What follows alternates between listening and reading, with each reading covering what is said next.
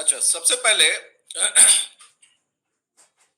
हम लोग मेंस वाले क्वेश्चन से डिस्कशन चालू करते हैं। ठीक है, सबसे पहले हम लोग चालू करते हैं किससे? मेंस वाले क्वेश्चन से डिस्कशन चालू करते हैं। तो जो क्वेश्चन है, तीन चार चार क्वेश्चन है आपका। एक क्वेश्चन जो झारखंड स्पेसिफिक है वो सर डिस्कस करेंगे बाद में, राहुल सर। और बाकी जो क्वेश्चन है उसको मैं डिस्कस करूंगा। ठीक है, बाकी जो क्वेश्चन है उसको मैं डिस्कस करूंगा। तो जो पहला प्रश्न उसमें एक है, अंतिम से हम चालू करते हैं।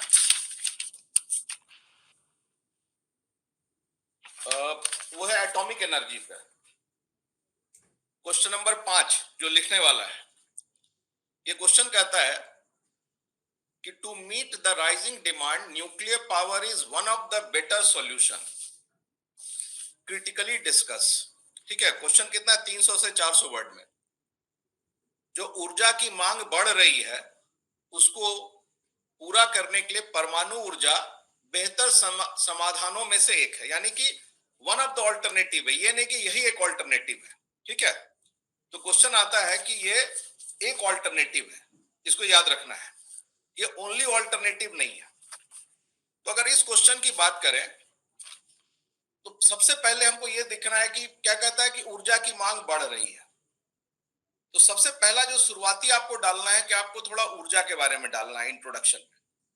किसी भी समाज के लिए, किसी भी राष्ट्र के लिए ऊर्जा एक महत्वपूर्ण जरूरत है। ठीक है, फंडामेंटल रिक्वायरमेंट है एनर्जी। ठीक, विकास के लिए इंपॉर्टेंट आधार है।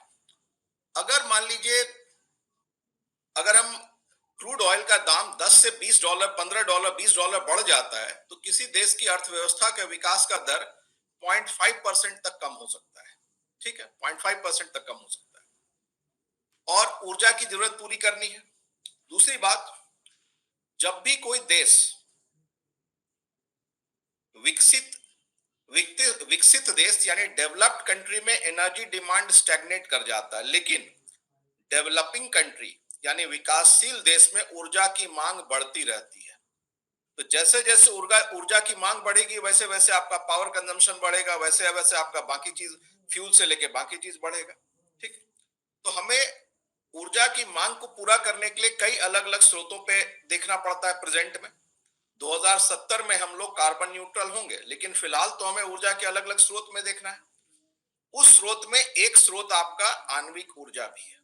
उस स्रोत में एक स्रोत ऊर्जा कौन है? आपका आणविक ऊर्जा है। ठीक है, तो आणविक ऊर्जा का की ओर अगर हम जाके देखें तो आणविक ऊर्जा में क्या क्या प्लस पॉइंट है। आणविक ऊर्जा की ओर अगर हम लोग चल के देखें, ये कहता है कि nuclear power is one of समाधान है। तो सबसे पहला चीज है कि अगर न्यूक्लियर पावर को हम लोग देखें तो पहला चीज है कि ये कार्बन डाइऑक्साइड का इमिशन नहीं करता है। न्यूक्लियर पावर की बात करें तो क्या करता है? ये कार्बन डाइऑक्साइड की इमिशन नहीं करता है। ठीक है, CO2 की इमिशन नहीं करता है। हाँ, कंस्ट्रक्शन में होगा, जैसे सीमेंट लगा, बाकी चीज बनने में लगा, वहां तक है। लेकिन जब आणविक ऊर्जा प्रोडक्शन होता है उस समय CO2 का इमिशन नहीं होता, तो CO2 का इमिशन नहीं है। दूसरा, ये नॉन फॉसिल फ्यूल है। ठीक है, CO2 का इमिशन में। दूसरा, ये इस मुद्दे को भी डालना है कि ये नॉन फॉसिल फ्यूल है। ठीक है, जैसे कोयला हो गया, पेट्रोल हो गया, डीजल हो गया, नेचुरल गैस हो गया, ये सारे क्या है? ये सारे फॉसिल फ्यूल है। लेकिन एटॉमिक एनर्जी क्या है? नॉन फॉसिल फ्यूल है। तीसरा बिंदु, ये स्टेबल होता है। एटॉमिक एनर्जी क्या है? स्टेबल होता है, ये याद रखना है। आपको याद होगा हम लोग रिन्यूएबल एनर्जी में चर्चा किए थे कि रिन्यूएबल एनर्जी समय के साथ वेरिएबल होती है। तो एटॉमिक एनर्जी दिन में भी उतना होगा, रात में भी उतना होगा। ये बहुत महत्वपूर्ण चीज है, ये रेगुलर सप्लाई ऑफ पावर को इंश्योर करता है। तीसरा, अगला बिंदु, एटॉमिक पावर प्लांट को बहुत कम जमीन की जरूरत होती है। ठीक है, एटॉमिक पावर प्लांट को बहुत कम जमीन की जरूरत होती है, बहुत कम जमीन की जरूरत पड़ती है। उसकी तुलना अगर आप सोलर पावर से कीजिए तो सोलर को बहुत ज्यादा पावर चाहिए, सोलर को बहुत ज्यादा लैंड चाहिए। विंड के लिए भी आपको लैंड चाहिए, विंड फार्म के लिए भी काफी लैंड चाहिए। तो उसके तुलना में एटॉमिक एनर्जी को कम जमीन की जरूरत पड़ेगी। ठीक है, और फ्यूल है, जितनी ईंधन की जरूरत है, वो भी ईंधन की जरूरत कम पड़ती है किसमें? एटॉमिक एनर्जी में, क्योंकि पर यूनिट मास अत्यधिक एनर्जी आउटपुट देता है। ठीक है, पर यूनिट मास ये अत्यधिक एनर्जी आउटपुट देता है। तो ये आ गई अच्छाइयां। उसके अलावा अब आते हैं कि इसके साथ एटॉमिक एनर्जी के साथ क्या क्या चैलेंजेस आता है, इसका दूसरे से हम कंपैरिजन करके देखते हैं। ये इसकी अच्छाई होगी। अब आते हैं थोड़ा सा कंपैरिजन, हम लोग नेक्स्ट एंट्री में थोड़ा सा कंपैरिजन करते हैं, या पहले या बाद में, कि एटॉमिक एनर्जी की लागत जो है, एटॉमिक एनर्जी उत्पादन की लागत अन्य ऊर्जा के स्रोत की तुलना में, खासकर रिन्यूएबल एनर्जी की तुलना में थोड़ी ज्यादा होगी। आज के डेट में आपको याद होगा कि सोलर पावर की लागत 3 रुपए से कम तक आ चुकी है, सोलर की। लेकिन एटॉमिक एनर्जी अभी भी 7 रुपए 8 रुपया पर यूनिट जाता है। एटॉमिक एनर्जी का लागत बढ़ने का कारण क्या है? इसमें सेफ्टी फीचर ज्यादा डाला गया है, तो ये आपको डालना पड़ेगा कि ये इसका कॉस्टली है। क्यों? इसमें सेफ्टी फीचर ज्यादा है। ठीक है, इसमें सेफ्टी फीचर ज्यादा है, इसीलिए। रिन्यूएबल एनर्जी सस्ता तो है लेकिन अनस्टेबल है, ये पॉइंट आपको नेक्स्ट डालना है। रिन्यूएबल एनर्जी सस्ता तो है लेकिन रिन्यूएबल एनर्जी क्या है? अनस्टेबल है। ठीक है, प्रणाम सर। हाँ, प्रणाम प्रणाम। ठीक है, तो रिन्यूएबल एनर्जी अनस्टेबल है। कोई भी कुछ होगा तो आप क्वेश्चन कर लीजिएगा। बाकी हमारा, आप लोग सबको मेरी तरफ से प्रणाम, और आप लोग मस्त रहिए। ठीक है, तो रिन्यूएबल एनर्जी जो है, रिन्यूएबल एनर्जी में इनस्टेबिलिटी एक फैक्टर होता है। सौर ऊर्जा देखिए, दिन में मैक्सिमम रहेगा, रात में 0 हो जाएगा, है ना?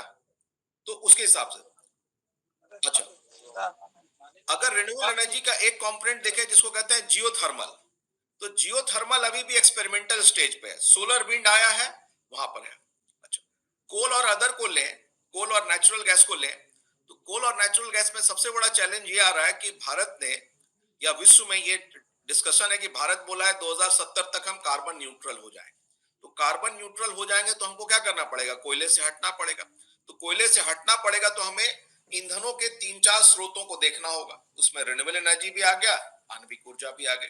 एक मुद्दा ये हो गया। अच्छा, अब उसके बाद एक और पहलू पे आते हैं कि आणविक ऊर्जा की ये सारी अच्छाइयां हैं, लेकिन उसके बावजूद 2011 में एक डिजास्टर हुआ था जिसका नाम था फुकुशिमा डिजास्टर, जापान में, याद कीजिए। उसके बाद से एटॉमिक एनर्जी के ऊपर लोगों का डर होने लग गया, तो इसका उत्पादन थोड़ा घटा। कई देशों ने अपने चलने वाले प्लांट को शट डाउन कर दिया था। ठीक, कई देशों ने अपने यहाँ जो ऑपरेशनल प्लांट थे उसको शट डाउन किया फुकुशिमा डिजास्टर के बाद।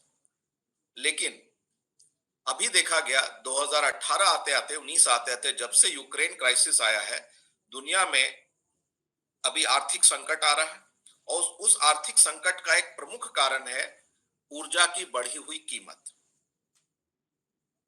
अभी जो आप आर्थिक संकट देखिएगा, आर्थिक संकट के पीछे एक है अत्यधिक ऊर्जा की कीमत, और दूसरा है फूड इन्फ्लेशन, खाद्य इन्फ्लेशन। आप देखिए, फूड इन्फ्लेशन। ठीक है, तो यूक्रेन क्राइसिस ने एक नया एंगल डाला ऊर्जा में, हुआ जियोपॉलिटिकल एंगल। जियोपॉलिटिकल एंगल, रूस ने क्या किया? ऊर्जा को एज ए वेपन के तौर पे इस्तेमाल किया। इसी कारण से, चूंकि यूक्रेन क्राइसिस के दौरान रूस ने ऊर्जा को एक जियोपॉलिटिकल वेपन की तरह इस्तेमाल किया, और अभी भी आप देखिए उस पर गाहे बगाहे चर्चा चलता रहता है कि भारत जो है रूस से कच्चा तेल लेता, यूरोप को महंगे दर पे बेचता, वो सब चर्चा आपको आती रहती है। तो जब ऊर्जा को आपने एक वेपन के तौर पे इस्तेमाल किया, इसके बाद ये जरूरत आ गई किसी भी देश के लिए कि उसके लिए एक स्टेबल सप्लाई ऑफ एनर्जी हो, दूसरा उसकी कीमत भी बहुत अधिक नहीं हो। तो ये दोनों गुण आपको एटॉमिक एनर्जी में मिल जाते हैं। ये दोनों गुण आपको कहाँ मिल जाते हैं? एटॉमिक एनर्जी में मिल जाते हैं। हाँ, यही पर आ जाता है कुछ देश एक्सेप्शन में। जैसे अगर हम बात करें जर्मनी, जर्मनी ने अपने न्यूक्लियर पावर प्लांट को शट डाउन कर दिया, इसमें कोई दो राय नहीं है।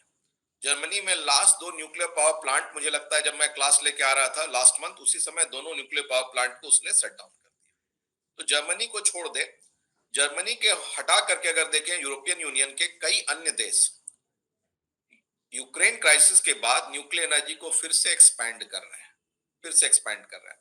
अच्छा, जो देश न्यूक्लियर एनर्जी को एक्सपैंड कर रहे हैं विस्तार कर रहे हैं, उसमें अगर हम देखें कौन कौन से देश हैं, एक तो है भारत, भारत हो गया, America, France, Denmark, Norwegian country भी कर रहे हैं, साउथ कोरिया, यहां तक कि हमारा पड़ोसी बांग्लादेश, बांग्लादेश में 1000 मेगावाट का एक न्यूक्लियर रिएक्टर लगाया गया है अभी, और एक और वो लगाने वाला है, क्योंकि बांग्लादेश के पास भी अपना कोयला, अपना गैस नहीं है, तो इवन बांग्लादेश भी अपने न्यूक्लियर एनर्जी को एक्सपैंड कर रहा है। ठीक है, अच्छा, तो ये कुछ देश हो गए जो अपने न्यूक्लियर एनर्जी को एक्सपैंड कर रहे हैं। दूसरा, अमेरिका में न्यूक्लियर पावर प्लांट की का जो लाइफ होता है वो 60 साल है, 60 ईयर तक ऑपरेशन रहेगा, उसके बाद उसको शट डाउन करते हैं।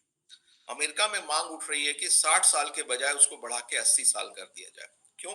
क्योंकि बाकी ईंधनों का सप्लाई कम है। ठीक है, तो अमेरिका में मांग क्या है कि जो ओल्ड जो न्यूक्लियर पावर प्लांट है उसका लाइफ टाइम 60 ईयर से कितना एक्सटेंड कर दें, 80 ईयर। ठीक, एक बिंदु ये हो गया। अब आते हैं हम लोग बात करें अगर जापान में, जापान में 40 साल से बढ़ा के 60 साल करने की बात है। जापान में न्यूक्लियर पावर प्लांट का लाइफ कितना है, 40 ईयर्स, उसको बढ़ा के कितना कर रहे हैं, 60। तो आप देखिए कि जो एग्जिस्टिंग प्लांट है उसके जीवन काल को बढ़ा रहे हैं, कई जगह नए न्यूक्लियर पावर प्लांट लगा रहे हैं। अभी भारत ने 10 नए 700 मेगावाट के रिएक्टर लगाने की घोषणा की है, 700 मेगावाट के 10। अच्छा, एक चीज और याद रखना है कि भारत के पास थोरियम का बहुत ज्यादा रिजर्व है। भारत के पास क्या है, थोरियम का अत्यधिक रिजर्व है। विश्व के कुल थोरियम रिजर्व का 20% रिजर्व कहां पाया जाता है, भारत में पाया जाता है।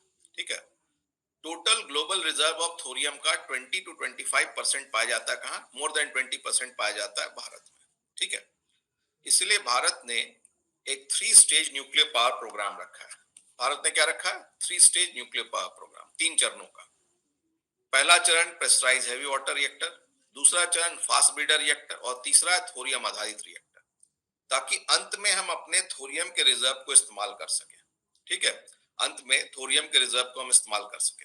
तो भारत अभी जो भारत पहला चरण पूरी तरह ऑपरेशनल रखा है, दूसरा में कॉमर्शियल स्टार्ट होने वाला, और तीसरा अभी 3rd स्टेज जो है थोरियम यूरेनियम 233 बेस्ड रिएक्टर, अभी वो डिजाइन फेज में, अभी वो डिजाइन फेज में।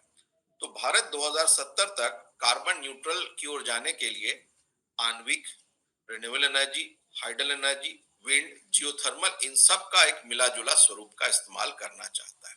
ठीक है, अच्छा, हाँ, अब यहाँ पर कोई इस क्वेश्चन में कोई आपका कोई क्वेरी है या कुछ है तो बताइए, फिर अगले में हम आएंगे। एक एक क्वेश्चन मैं डिस्कस करूंगा, उसमें आपकी कोई क्वेरी होगी तो वहां पर आप बताइएगा क्वेश्चन के बाद।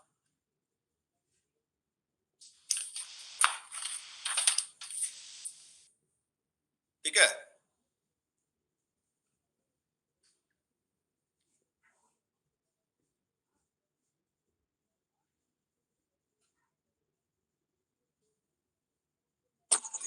नेक्स्ट क्वेश्चन ले लीजिए सर। नेक्स्ट क्वेश्चन, ठीक है, ठीक है, आ रहा है next question.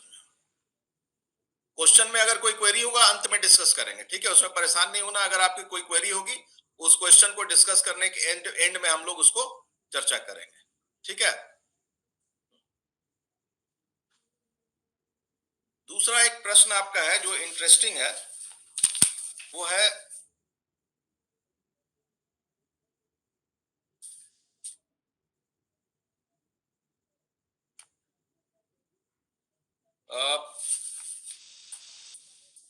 Plastic in ocean. Question है, क्वेश्चन मैं आपको पढ़ सुनाता हूं। Question number 4, the use of plastic has led to significant increase in pollution and destruction of marine ecosystem.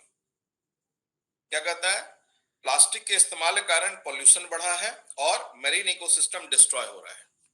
ठीक है, discuss the impact of plastic pollution on environment and suggest measure to reduce it and protect marine life. तो इसका main focus किस पे है, marine, plastic pollution बढ़ा है plastic के कारण और मेरीन इकोसिस्टम अफेक्टेड हो रहा है। ठीक है, तो मैरीन इकोसिस्टम अफेक्टेड हो रहा है, यानी समुद्री इकोसिस्टम अफेक्टेड हो रहा है। हिंदी में कहता है प्लास्टिक के उपयोग से प्रदूषण में उल्लेखनीय वृद्धि हुई और समुद्री पारिस्थितिक तंत्र का विनाश हुआ है। पर्यावरण पर प्लास्टिक प्रदूषण के प्रभाव की चर्चा करें, ऐसे कम करके और समुद्री जीवों की रक्षा के उपाय सुझाएं। ठीक है, तो ये प्राइमरली फोकस करता है किसमें, इसका मेन फोकस है कि प्लास्टिक के कारण जो है समुद्री इकोसिस्टम डिस्ट्रॉय हो रहा है। ठीक है, तो इसका चर्चा करें और समुद्री जीवन रक्षा के ऊपर चर्चा करें। तो सबसे पहले करें, अगर हम देखें इसको, तो सबसे पहले ये याद रखना है कि प्लास्टिक, अगर इंट्रो में देखें, प्लास्टिक एक तरह से किस तरह का उत्पाद है, नॉन बायोडिग्रेडेबल उत्पाद है। नॉन बायोडिग्रेडेबल का मतलब होता है कि इसको नष्ट होने में या रिसाइकल होने में इसमें बहुत ज्यादा समय लगता है। इसका मतलब क्या हो गया, इसके रिसाइकल होने में बहुत ज्यादा समय लगता है। ठीक है, एक बार आपने बनाया, जैसे कागज का ठोंगा होता था, तो पहले देना है कि ये नॉन बायोडिग्रेडेबल है, और पिछले 40 सालों में या पिछले 4-5 दशकों में इसका उत्पादन में बेतहाशा वृद्धि हुआ है और इसका इस्तेमाल बढ़ा है। ठीक है, और इसका इस्तेमाल बढ़ा है। तो प्लास्टिक आज के डेट में लगभग पारिस्थितिक तंत्र के हर हिस्से को प्रभावित कर रहा है, चाहे जल हो, स्थल हो, लैंड हो, वाटर हो, ओशन हो, हर सिस्टम को इफेक्ट कर रहा है। जब प्लास्टिक को बर्न करते हैं तो एयर पोल्यूशन भी होता है। तो प्लास्टिक का लगभग सारे पारिस्थितिक तंत्र पर प्रभाव हो रहा है, जल पे, स्थल पे, वायु में, सब पे हो रहा है। अब आते हैं उसके बाद, इतना इंट्रो देने के बाद, इतना से के बाद हम लोग को आ जाना है कि वाटर पोल्यूशन पे क्या असर है। ठीक है, तो माना जा रहा है कि 2050 तक, वर्ष 2050 तक समुद्र में प्लास्टिक की मात्रा जो होगी वो मछली के वजन से ज्यादा होगी। यानी 2050 में जब आप एंटर कीजिएगा, तो अगर आप पूरे मछली का वजन जोड़ लिए तो उससे ज्यादा वजन किसका हो जाएगा, प्लास्टिक का होगा। ठीक है, 2050 की बात करते हैं। तो ये जो समुद्र में ये प्लास्टिक आ रहा है, इसका स्रोत क्या है। दूसरा हम लोग को आके दिखाना है कि इसका सोर्स क्या है। ठीक है, एक चीज हमें देखना है कि भाई इसका सोर्स क्या है, अगर प्लास्टिक है तो कहां से आ रहा है। ठीक है, इसका सोर्स क्या है प्लास्टिक का। तो अगर हम समुद्री प्लास्टिक पॉल्यूशन को देखें तो उसको दो हिस्से में बांट सकते हैं। पहला है लैंड सोर्स, यानी कि वो प्लास्टिक जो आ रहा है जमीन पर से, नदियों के माध्यम से बहते हुए समुद्र में आ रहा है। ठीक है, आपने प्लास्टिक लिया, हजारीबाग में या पटना में या कलकत्ता में फेंक दिया, नाले में होते हुए नदी आया, नदी से होते हुए समुद्र में आया। तो 80% जो मैरीन पॉल्यूशन है प्लास्टिक का, वो कहां से आ रहा है, लैंड सोर्स से आ रहा है, ये याद रखना है। 80% जो मैरीन प्लास्टिक पॉल्यूशन है उसका जो ओरिजिन कहां है, लैंड से है, उसका ओरिजिन लैंड से 80%। और 20% जो मैरीन प्लास्टिक पॉल्यूशन है उसका ओरिजिन ओशन सोर्स में है।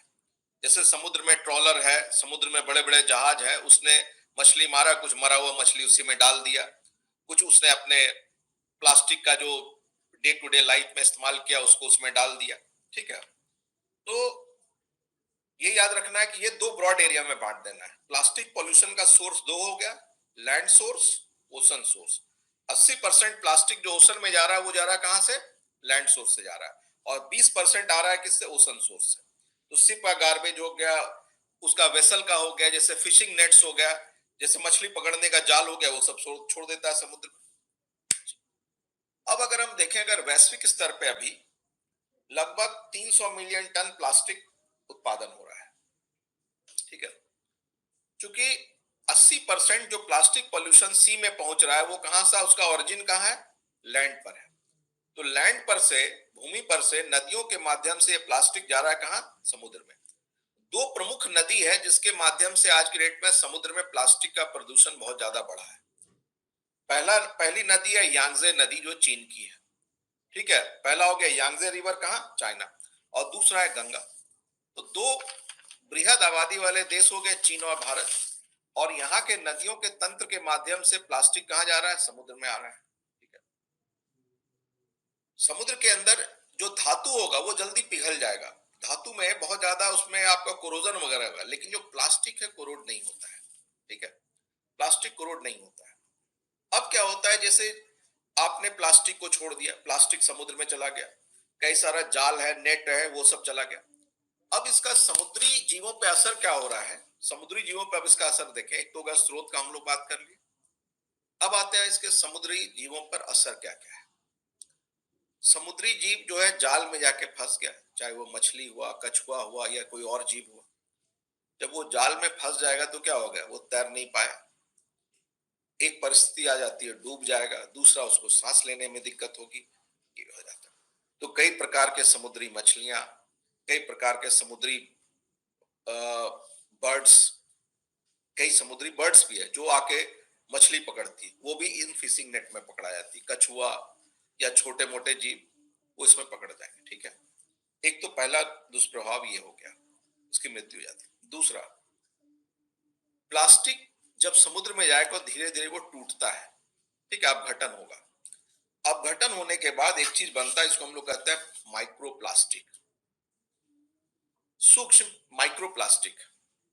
माइक्रोप्लास्टिक का मतलब होता है अगर प्लास्टिक के कण का डायमीटर, प्लास्टिक के कण का डायमीटर 0.5 मिलीमीटर से कम है तो उसके लिए शब्द इस्तेमाल करते हैं हम क्या, माइक्रोप्लास्टिक। उसके लिए शब्द इस्तेमाल हम लोग क्या करते हैं, माइक्रोप्लास्टिक। तो प्लास्टिक अपघटित हो गया, अब किसमें बन गया, माइक्रोप्लास्टिक। तो समुद्री जीव है, आप सुनते हैं कि भोजन श्रृंखला, समुद्री जीव उसको फाइटोप्लैंक्टन समझता है। समुद्र में भोजन श्रृंखला की शुरुआत होती है फाइटोप्लैंक्टन से। फाइटोप्लैंक्टन को खाता है जूप्लैंक्टन, जूप्लैंक्टन को स्मॉल फिश को लार्ज फिश, ऐसे करके और श्रृंखला बढ़ती है। तो जो माइक्रोप्लास्टिक है उसको जूप्लैंक्टन समझता है, ये फाइटोप्लैंक्टन है, और वो उसको खा जाता है। तो इस प्रकार से क्या हो रहा है, माइक्रोप्लास्टिक हमारे भोजन श्रृंखला के अंदर वो आ जा रही है। तो फाइटो जू प्लैंकटन में गया, जू प्लैंकटन से छोटी मछली, बड़ी मछली, ऐसे करते करते वो भोजन श्रृंखला में आ गया, जिससे उसमें नुकसान पहुंच रहा है, अंत में मानव को भी नुकसान पहुंच रहा है। एक पहलू ये हो गया। ठीक, दूसरा, तो एक तो हो गया ये मछली के अंदर चला गया, और ये फाइटोप्लैंक जू प्लैंकटन से लेके मछलियों तक चला गया, तो सारे समुद्र जीव में के अंदर माइक्रोप्लास्टिक हो गया। तो उससे उनका प्रतिरक्षा तंत्र, उनकी प्रजनन प्रणाली, सब पे असर पड़ता है। ठीक है, अच्छा, अगला पहलू है कि कई बड़े समुद्री जीवों क्या करते हैं, प्लास्टिक को दूसरे समुद्री जीव समझ के खा लेते हैं, निगल लेते हैं। तो जब वो उसके पेट में या पाचन तंत्र में जाता है तो वो पचता नहीं है, बल्कि वो वहां पड़ा रहेगा। आप या हम किसी प्लास्टिक को खा लें और वो पचे नहीं, तो आप देखोगे दिक्कत हो जाएगा। आज के डेट में बहुत जगह गाय आपको मरी हुई इसलिए भी दिखेगी कि गाय क्या करती है, जैसे मान लिया आप प्लास्टिक में खल घर का सब्जी का अवशेष, केला का अवशेष ले आके रख दिया प्लास्टिक में, प्लास्टिक भी खा गई। कई बार गाय के पेट से किलो किलो प्लास्टिक निकला। यही चीज हो रहा है समुद्री जीव के अंदर भी। प्लास्टिक उसके पाचन तंत्र के अंदर गया लेकिन वो पचा नहीं। नतीजा क्या हो गया, समुद्री जीव का मृत्यु हो जाता है। जब पोस्टमार्टम किया जाता है तो किलो किलो प्लास्टिक अंदर से निकलता है। ठीक, तो अगला हो गया, मृत्यु हो गया दोनों का, भोजन श्रृंखला में आ गया। अच्छा, एक और जैसे इससे हट के बता देता हूँ कि आप लोग जैसे मिनरल वाटर का बोतल हम लोग लेते हैं, उससे अच्छा घड़ा का पानी है। मिनरल वाटर के बोतल पे भी आपको माइक्रोप्लास्टिक मिलेगा। तो माइक्रोप्लास्टिक आज के डेट में मेजर चैलेंज आ रहा है। ठीक, अगला, ये जो माइक्रोप्लास्टिक है जब ये टूटेगा, ये चले आता है, आप सुनते होंगे कोरल रीफ, एक चीज है कोरल रीफ। तो माइक्रोप्लास्टिक क्या चला गया, कोरल रीफ में चला गया। और कोरल रीफ में जाने के बाद कोरल रीफ में दो चीज करता है, एक तो बीमारी पैदा कर देता है, दूसरा एक और चीज करता है, कोरल ब्लीचिंग भी कर रहा है। तो जब ये माइक्रोप्लास्टिक कोरल रीफ में चले जाते हैं, जो कि एक हाईली सेंसिटिव इकोसिस्टम है, तो वहां पर बैक्टीरियल डिजीज और अन्य डिजीज होने की संभावना को बहुत ज्यादा बढ़ा दे रहे हैं। ठीक है, वो वहां पर बहुत ज्यादा बढ़ा दे रहे हैं। अच्छा, आप एक चीज का नाम सुने होंगे, जेलीफिश। एक फाइलम सिलेंट्रेट ग्रुप होता है जंतुओं में, एनिमल लाइफ में एक किंगडम, एक फाइलम आता है फाइलम सिलेंट्रेट। उसमें एक जो होता है जेलीफिश। तो प्लास्टिक जो है वो जेलीफिश की तरह तैरता हुआ दिखता है, इसलिए कई समुद्री जीव उसको खाते हैं। ठीक है, जो उसको नुकसान पहुंचता है। तो अगला नुकसान हो गया क्या, कोरल रीफ को, कोरल रीफ को। तो ये आपका मेजर इसमें आ गया। तो जो पहला क्वेश्चन का हिस्सा था कि प्लास्टिक का क्या क्या कारण है, यूज ऑफ प्लास्टिक जो है पॉल्यूशन को इंक्रीज कर रहा है, मैरीन इकोसिस्टम को डैमेज कर रहा है। कैसे डैमेज कर रहा है, इस प्रकार से। एक समुद्री इलाके में एक है ग्रेट पैसिफिक गार्बेज पैच, ये बहुत बड़े इलाके में फैला हुआ, इसको आप सैटेलाइट से देख सकते हैं। ग्रेट पैसिफिक गार्बेज पैच, कई जगह पूरा कूड़ा कचरा तैरता हुआ इकट्ठा हो गया है, कई जगह ये कूड़ा कचरा तैरता हुआ इकट्ठा हो गया है, और ये वन्य जीव से लेकर के सबको, जो सॉरी समुद्री जीव से लेकर के बाकी को भी प्रभावित कर रहा है। ठीक है। अच्छा, इसके अलावा एक और पहलू आ रहा है कि जब प्लास्टिक में कई सारे टॉक्सिन्स भी होते हैं, प्लास्टिक में कई सारे टॉक्सिन होते हैं, जब प्लास्टिक टूटता है तो ये टॉक्सिन रिलीज होते हैं, और ये टॉक्सिन जो है अलग अलग, जैसे थैलेट हो गया, बिस्फेनॉल हो गया, ये जो केमिकल है ये अलग अलग जीवों में आ जाते हैं, ये अलग अलग जीवों में आ जाते हैं। ठीक। अच्छा, तो इनका असर होता है कि उनका प्रजनन दर कम हो जाएगा, उनकी प्रतिरोधी क्षमता कम हो जाती है, और उनका बाकी सिस्टम भी प्रभावित होता है। तो ये तो हो गया असर। अब आता है मुद्दा की क्वेश्चन का दूसरा हिस्सा, कहता है suggest measure to reduce and protect marine life. Suggest measure to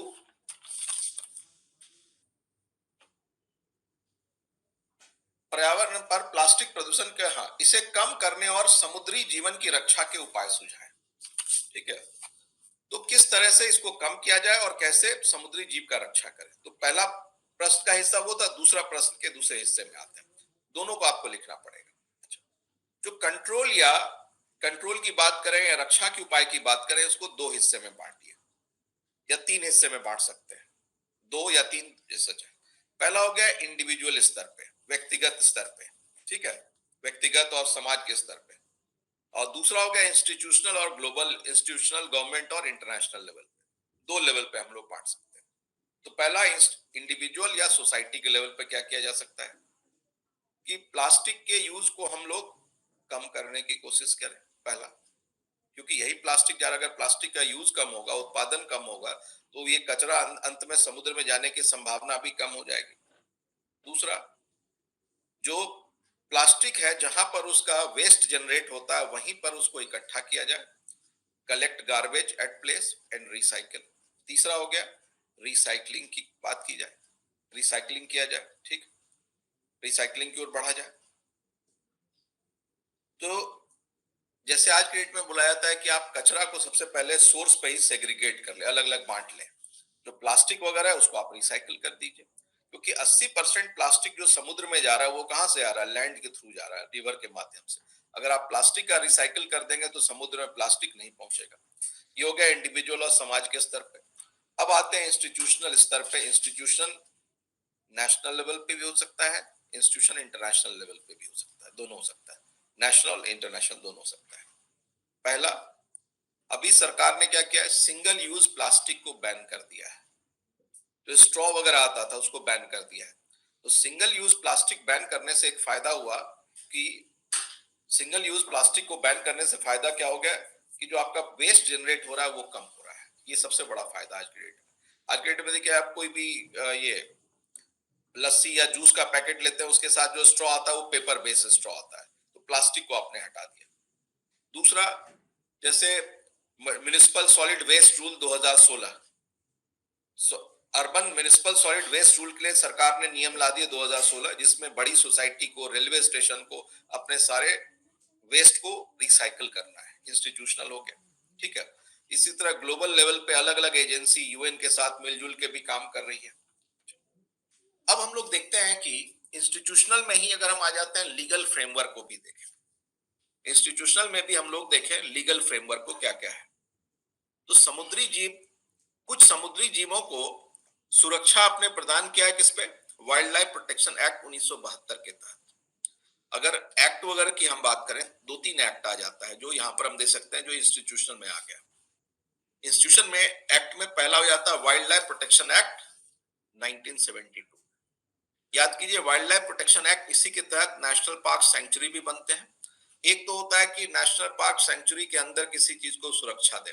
दूसरा हो गया, कुछ जीव जो इसके लिस्ट में नाम जिनका डला रहता है, फर्स्ट, सेकंड, थर्ड, फोर्थ, याद आपको याद होगा, शेड्यूल 1, शेड्यूल 2, 3, 4, उसमें अगर किसी जीव का नाम डला हुआ है तो उसको अक्रॉस कंट्री हर जगह आपको सुरक्षा प्रदान करना है। जो आपका टेरिटोरियल वाटर है वहां पर भी आप कोशिश करेंगे उसको सुरक्षा देने का। वो उसके अलावा जो हमारा इंस्टीट्यूशनल मेजर में एक बहुत इंपॉर्टेंट है ईपीए, एनवायरमेंट प्रोटेक्शन एक्ट 1986। इसी के तहत आप municipal solid waste rule, biomedical waste rule, biomedical waste में बहुत प्लास्टिक जो होता है, सिरिंज ले लीजिए, बाकी सारा प्लास्टिक ही होता है, उस सबको रिसाइकिल करने की बात करते हैं। देन आपका आता है एक और चीज है इंडियन फिशरीज एक्ट, एक और कानून है फिशरीज एक्ट। फिर है national policy on marine fisheries. एक आध आर्टिकल हम आपके साथ शेयर भी कर देंगे, एक आध अच्छा आर्टिकल है, उसको आप अपने एंड पे पढ़िएगा, ठीक है, क्योंकि अभी तो हम लोग के पास शॉर्ट डिस्कशन पीरियड रहेगा एक आध। फिर आता है national oil spill disaster contingency plan, ये भी सरकार का बना हुआ, उसमें भी कई चीजें आ जाती है। और एक गार्ड है कोस्ट गार्ड एक्ट 1978। तो ये सारे एक्ट है जो समुद्री इलाके में लागू होता है, और इसके माध्यम से हम लोग कोशिश क्या करते हैं कि जो एनवायरमेंटल पोल्यूशन, जो कोस्टल एनवायरमेंटल पोल्यूशन है, उसको हम कंट्रोल करने की कोशिश करते हैं, ठीक है। हम लोग जो है कोस्टल एनवायरमेंटल पोल्यूशन को कंट्रोल करने की कोशिश करते हैं।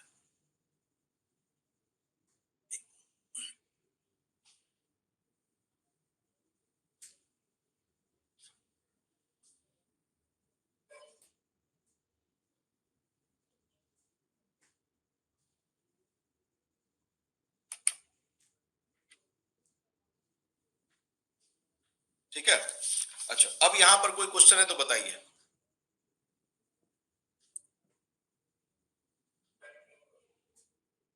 तो लगभग आपका 400 वर्ड में शुरू में आपको लगभग 50 टू 60% तक आप चर्चा कर दी है प्लास्टिक पॉल्यूशन पे, सोर्स पर, उसमें क्या क्या चीजें हैं, उसका नुकसान क्या क्या वाइल्ड लाइफ पर, ये मैरीन लाइफ पर है। उसके बाद जो टुवर्ड 30 से 40% में आपको चर्चा करना है कि इसको दूर करने या इस पर नियंत्रण करने के उपाय क्या क्या थे, इंडिविजुअल और समाज के स्तर पे। दूसरा हो गया इंस्टीट्यूशनल, इंस्टीट्यूशनल उपाय नेशनल लेवल पे हो सकते हैं, इंस्टीट्यूशनल उपाय इंटरनेशनल लेवल पे भी हो सकते हैं, ठीक। कोई क्वेरी है इस पे तो बताइए। मैं इस पे एक दो आर्टिकल मैं शेयर करूंगा कृष्णा जी के साथ, वो ग्रुप में डाल देंगे, उसको आप पढ़िएगा। साइंस रिपोर्टर का बहुत अच्छा आर्टिकल है, मैंने जो आपको आंसर बना के दिया है उसी के आधार पर बना के दिया हुआ है, ठीक है। अच्छा, चलिए अब नेक्स्ट क्वेश्चन में आते हैं हम लोग।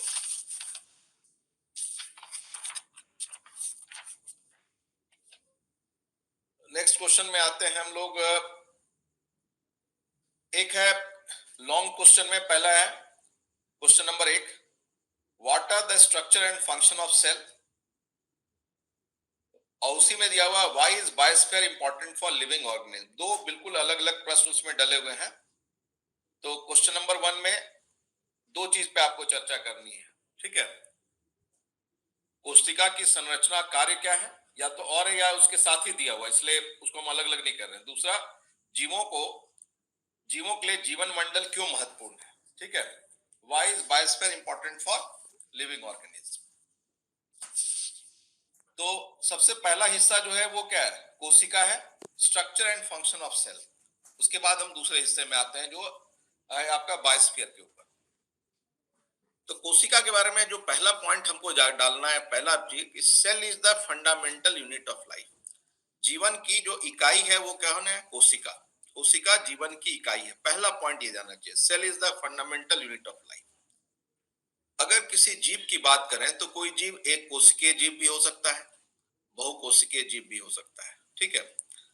जो एक कोशिकीय जीव में एक प्रकार आता है प्रोकार्योट, जिसका केंद्रक स्पष्ट नहीं होता है, ठीक है। यूनिसेलुलर ऑर्गेनिज्म में क्या होता है, nucleus is not well defined, केंद्रक पूरी तरह से डिफाइंड नहीं होता है, तो वो भी तो एक तरह का सिंगल सेल्ड ऑर्गेनिज्म। तो वो हो गया प्रोकार्योटिक कोशिका। दूसरी हो गई यूकार्योटिक कोशिका। यूकार्योटिक कोशिका में क्या होता है, केंद्रक डिफाइंड होता है। एक बहुकोशिकीय जीव भी, मल्टी सेल्यूलर ऑर्गेनिज्म में भी फाइनली जो प्रतिक्रिया होगी वो at the level of cell होगी, ठीक है। मल्टी सेल्यूलर जीव में भी जो फाइनली प्रतिक्रिया होगी कहां पे होगी, सेल के लेवल पे होगी। जैसे मान लीजिए, मैं जस्ट उदाहरण के लिए लिखना नहीं है, जैसे उदाहरण के लिए आपको देख, जैसे आप कोई चीज देखते हैं, मान लिया आप कंप्यूटर स्क्रीन देख रहे हैं, तो इसका फोटो कहाँ बना? आपके रेटिना पे बना। रेटिना पे रेटिना की कोशिकाएं होती है, तो उसमें कुछ केमिकल रिएक्शन हुआ, उससे फिर इलेक्ट्रिकल सिग्नल जनरेट हुआ, और वो इलेक्ट्रिकल सिग्नल कहाँ जाता है? ब्रेन में। तब आपका ब्रेन सेल रिसीव करता है वो ऑप्टिक नर्व के थ्रू, और तब वो देखता, आप कुछ देख पाते हैं। तो ये पूरा, तो एक रिएक्शन हो गया आपका रेटिना के स्तर पे, फिर वो इलेक्ट्रिकल सिग्नल गया ब्रेन।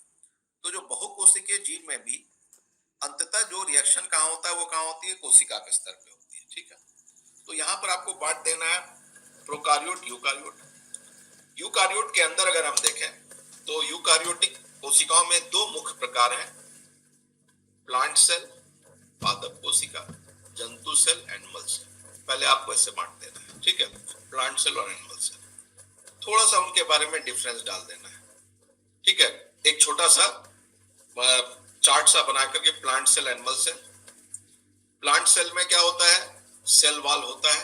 एनिमल सेल में सेल वॉल नहीं होता है। ठीक है, आगे आके देखें, प्लांट सेल में एक और चीज पाया जाएगा, वो है क्लोरोप्लास्ट। एनिमल सेल में क्लोरोप्लास्ट नहीं पाया जाता है। थोड़ा सा और लिख देंगे कि वैक्यूल जो है प्लांट सेल में ज्यादा बड़ा होता है, वैक्यूल एनिमल सेल में वैक्यूल छोटा। इतना सा करके आगे बढ़ जाए। अब हम लोग एक सेल का डायग्राम बनाएंगे। ठीक है, जो कि आपका क्वेश्चन कहता है structure and function of cell. एक सेल का डायग्राम बनाएंगे। सेल का एक कॉमन सेल का एनिमल सेल का ही डायग्राम बना दीजिए। ठीक है, एनिमल सेल का, सॉरी हाँ, एनिमल सेल का डायग्राम बनाइए, प्लांट सेल का, एनिमल सेल का डायग्राम बनाएंगे। अब उसमें लेबल कर दीजिए। उसके अंदर केंद्रक हो गया, केंद्रक के बाहर ईआर हो गया, एंडोप्लाज्मिक रेटिकुलम हो गया, फिर क्या हो गया? गोल्गी हो गया, फिर लाइसोसोम हो गया। ठीक, माइटोकॉन्ड्रिया बना दीजिए। ये 3-4 बना दीजिए। अब आप थोड़ा सेल ऑर्गेनेल और बाकी चीज के बारे में थोड़ा थोड़ा चर्चा करना, क्योंकि 32 नंबर में आपका दोनों दिया हुआ है, सेल भी दिया हुआ और ये बायोस्फीयर भी दिया हुआ है। ठीक है, इसलिए थोड़ा थोड़ा करके प्लाज्मा मेम्ब्रेन या सेल मेम्ब्रेन के बारे में चर्चा कीजिए ब्रीफ में। प्लाज्मा मेम्ब्रेन क्या है? सेमी परमिएबल है। ठीक है, सेमी परमिएबल है, लिविंग लेयर है, कम करके चीजों के आने जाने को रेगुलेट करता है। ये कई रिसेप्टर पाए जाते हैं। उसके बाद ईआर, एंडोप्लाज्मिक रेटिकुलम के बारे में थोड़ा सा। ठीक है, केंद्रक के ठीक बाहर पाया जाता है। राइबोसोम लगा होगा तो क्या होगा? रफ ईआर, नहीं होगा तो क्या होगा? Smooth ER. राइबोसोम प्रोटीन का निर्माण करके किस में डाल देता है? ईआर के अंदर डाल देता है। उसके बाद आ गया गोल्गी। जो प्रोटीन राइबोसोम के द्वारा बनाकर ईआर में डाल दिए जाते हैं, उसको कहाँ ट्रांसपोर्ट किया जाता है? गोल्गी में, गोल्गी बॉडी में। यहाँ पर इन प्रोटीन में बदलाव होता है, कुछ चीज कटेगा, कुछ जुटेगा, फिर मैचुरेशन होता है, फिर उसके द्वारा, गोल्गी के द्वारा इनको कोशिका के विभिन्न हिस्सों में भेजा जाता है या कोशिका के बाहर फेंक दिया जाता है। ये काम किसका हो गया? गोल्गी का। उसके बाद थोड़ा सा लाइसोसोम का चर्चा कर दीजिए। लाइसोसोम को क्या कहते हैं आप? Suicidal bag. लाइसोसोम में तरह तरह के एंजाइम पाए जाते हैं। लाइसोसोम में तरह तरह के एंजाइम पाए जाते हैं। ये एंजाइम की खासियत क्या होती है? वो इसमें इतने एंजाइम होते हैं कि पूरे कोशिका को पचा सकते हैं। कई बार बीमारी के कारण या किसी अन्य परिस्थिति के कारण इसके एंजाइम जब लीकेज हो जाते हैं तो पूरी की पूरी कोशिका पच जाती है। इसलिए इसको कहा जाता है सुसाइडल बैग। इसलिए इसका नाम क्या है? Suicidal bag. तो ये हो गया ईआर, हो गया गोल्गी, हो गया लाइसोसोम। अब उसके बाद आइए माइटोकॉन्ड्रिया। माइटोकॉन्ड्रिया को थोड़ा सा डिटेल में चर्चा कर दीजिए। माइटोकॉन्ड्रिया प्लांट सेल, अच्छा ये जो तीनों चीजें हैं अभी दोनों जगह पाई जा रही है, प्लांट में भी एनिमल में भी। माइटोकॉन्ड्रिया क्या है? Power house of the cell है। ठीक है, माइटोकॉन्ड्रिया क्या है? Power house of the cell. उसका थोड़ा सा डायग्राम बना दिए माइटोकॉन्ड्रिया। ठीक है, एटीपी का उत्पादन होता है। माइटोकॉन्ड्रिया सेमी ऑटोनोमस होता है, अर्ध स्वायत्ताई है। इसमें अपना खुद का डीएनए पाया जाता है, इसको जरूर लिखिएगा। दो ही ऑर्गेनेल है जिसमें खुद का डीएनए होता है, एक होता है माइटोकॉन्ड्रिया और दूसरा होता है क्लोरोप्लास्ट।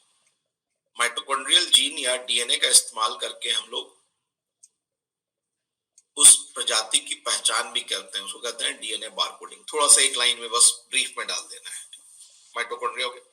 अब आइए प्लास्टिड में। अब थोड़ा सा लेके प्लांट सेल में इसके अलावा क्या क्या होता है, ये दोनों जगह पाया गया। अब तक जो चीज थी plasma membrane, Golgi, ER, lysosome, ये प्लांट सेल एनिमल सेल दोनों में पाई गई। ठीक, प्लांट सेल में इसके अलावा एक चीज पाई जाती है, वो है क्लोरोप्लास्ट। क्लोरोप्लास्ट क्लोरोप्लास्ट में अपना डीएनए होता है, सेमी ऑटोनॉमस है, और ये फोटोसिंथेसिस या प्रकाश संश्लेषण का कार्य करता है। तो भोजन श्रृंखला की शुरुआत हमेशा कहां से होती है? ऑटोट्रॉफ, यानी कि स्वपोषी, वो अपना भोजन खुद बना लेते हैं। इतना सा देना है, छोटा सा डायग्राम बना करके आ गया, ठीक है। उसके अलावा प्लांट में एक चीज और पाया जाता है, वो है सेल वॉल। सेल वॉल कहाँ पाया जाएगा? प्लाज्मा मेम्ब्रेन के बाहर पाया जाता है, और सेल वॉल बना होता है सेल्यूलोज का। प्लांट में जो सेल वॉल किसका बना होता है? सेल्यूलोज का। तो इतना सा आप डाल दीजिएगा तो लगभग ये आपका 200 वर्ड के आसपास इतना आ जाएगा, ठीक है, क्योंकि 300 से 400 वर्ड का ही आपका इंस्ट्रक्शन है, क्योंकि इसमें दो हिस्सा है। ये क्वेश्चन थोड़ा लंबा है, आइडियली एक ही पढ़ना चाहिए, लेकिन दो डला हुआ इसमें एक साथ। अब आइए बायोस्फीयर, दूसरा हिस्सा जो क्वेश्चन में कहता है, why is biosphere important for living organism. Question है कि बायोस्फीयर जीवों के लिए, जीव मंडल क्यों महत्वपूर्ण है। तो सबसे पहले बायोस्फीयर के बारे में हमें लिखना है कि बायोस्फीयर पृथ्वी का वो हिस्सा है, दैट पार्ट ऑफ अर्थ है, जहां जीवन एग्जिस्ट करती है, जहां जीवन पाई जाती है। तो बायोस्फीयर जीवन का वो हिस्सा है, पृथ्वी का वो हिस्सा है जहां जीवन संभव है या जहां पर जीवन पाया जाता है। इसमें तीन हिस्से होते हैं, लिथोस्फीयर यानी भूमंडल, हाइड्रोस्फीयर यानी जलमंडल, और तीसरा वायुमंडल। तीनों का हिस्सा हो जाता है, ठीक है। तो इन तीनों के उन हिस्सों का ये चर्चा करता है जिसमें सामान्यतः जीवन संभव है। तो जो बायोस्फीयर को माना जाता है कि बायोस्फीयर, अलग अलग बुक पे थोड़ा बहुत वेरिएशन होगा, लेकिन जो इग्नू की बुक है, इग्नू को स्टैंडर्ड आप मान सकते हैं, गवर्नमेंट ऑफ इंडिया की पब्लिकेशन है। इग्नू कहता है कि बायोस्फीयर जो है समुद्र में 200 मीटर गहराई से लेकर के 6000 मीटर की वायुमंडल में ऊंचाई तक जो स्तर है उसको हम कहते हैं कौन? बायोस्फीयर, ठीक है, 6000 मीटर की ऊंचाई। अच्छा, कई बार अब क्वेश्चन होता है कि कई बार जीवन आपको दिखेगा 6000 मीटर के ऊपर भी, लेकिन वो टेम्पररी फेज होता है। वहां पर ज्यादा देर तक अगर वो जीव टिकेगा तो उसकी मृत्यु हो जाती है। इसीलिए जब लोग माउंट एवरेस्ट पे चढ़ते हैं तो माउंट एवरेस्ट पे जाके वहां टेंट गाड़ के सोते नहीं है, वहां पर फोटो खिंचा करके, झंडा गाड़ करके लोग वापस आ जाते हैं। 6000 मीटर, 6500 मीटर की जो 6000 मीटर के ऊपर का जो जोन कहलाता है वो कहलाता है डेथ जोन। वहां हवा बिल्कुल हल्की हो जाती है, हवा में ऑक्सीजन की मात्रा इतनी कम हो जाती है कि जीवों को जीवित रहना मुश्किल हो जाता है, ठीक है। तो कई बार 6000 मीटर की ऊंचाई के ऊपर आपको स्पोर मिलेंगे, पॉलन ग्रेन मिलेंगे, लेकिन उसको हम इनएक्टिव फॉर्म ऑफ लाइफ मानते हैं। उसको क्या मानते हैं? इनएक्टिव फॉर्म ऑफ लाइफ मानते हैं, उसको एक्टिव फॉर्म ऑफ लाइफ नहीं मानते हैं, ठीक है। अगर वहां पर है तो इनएक्टिव फॉर्म है, एक्टिव फॉर्म में वहां पर सर्वाइवल क्या हो जाता है? मुश्किल हो जाता है, ठीक है। तो ये आना है। तो बायोस्फीयर को अगर हम देखें, बायोस्फीयर के नीचे अगर हम आते जाएं तो बायोस्फीयर के अंदर आएगा बायोम, फिर आ जाता है लैंडस्केप। लैंडस्केप, अच्छा, अगर हम बायोस्फीयर की ओर आके देखें, बायोस्फीयर के नीचे आएगा biome, tundra biome, Tyga biome, बड़ा लैंड चंक होता है, ठीक है, बड़ा बड़ा एरिया होता है biome. Tundra biome, Tyga biome, equatorial grain forest, equatorial rain forest एक बायोम हो गया। बायोम एक बड़ा एरिया हो जाएगा जिसका एक particular type of vegetation, climate और एग्जिस्टिंग कंडीशन हो जाता है, ठीक है, हो गया बायोम। बायोस्फीयर के नीचे हो गया बायोम। बायोम के नीचे आता है लैंडस्केप। लैंडस्केप, ठीक है, लैंडस्केप एक एरिया हो गया, उसका अपना ज्योग्राफिकल फीचर होगा, वहां अलग अलग तरह के, जैसे पहाड़ की बात करो, पहाड़ अलग लैंडस्केप है, मैदानी भाग अलग लैंडस्केप हो जाता है। उसके नीचे आ जाता है इकोसिस्टम। इकोसिस्टम की अगर हम बात करें तो उसमें दो तरह के जीव आ जाएंगे, बायोलॉजिकल सिस्टम और फिजिकल एनवायरनमेंट। जो जीव पाए जा रहे हैं फिजिकल एनवायरनमेंट, जैसे टेम्परेचर, एयर डेंसिटी, नमी कितनी है, सॉइल किस टाइप का है। तो आप कह लो कि इकोसिस्टम में बायोलॉजिकल कम्युनिटी हो गया यानी बायोटिक हो गया, और फिजिकल एनवायरनमेंट यानी एबायोटिक कंपोनेंट। टेम्परेचर कितना है, मॉइस्चर कितना है, लाइट क्या है, ये सारे फैक्टर्स आ जाते हैं। अच्छा, इकोसिस्टम, एक इकोसिस्टम के अंदर कई बायोटिक कम्युनिटी पाए जाएंगे। बायोटिक कम्युनिटी, बायोटिक कम्युनिटी का मतलब होता है कि एक जगह पे पाए जाने वाले अलग अलग प्रजातियों का ग्रुप, ठीक है। बायोटिक कम्युनिटी में कई सारे स्पीसीज आ जाएंगे बायोटिक कम्युनिटी में। एक जगह मान लो कि हर्बीवोर्स भी है, कार्निवोर्स भी है। एक जंगल की बात कर लीजिए, जहां पर अगर बायोटिक कम्युनिटी की बात करें तो वहां हिरन भी है, बारहसिंगा भी है, नीलगाय भी है, चीता भी है, शेर है, बाघ है। तो अलग अलग जीवों को, बैक्टीरिया भी है, तो बायोटिक कम्युनिटी हो गया। अच्छा, एक बायोटिक कम्युनिटी के अंदर कई पॉपुलेशन पाए जाएंगे।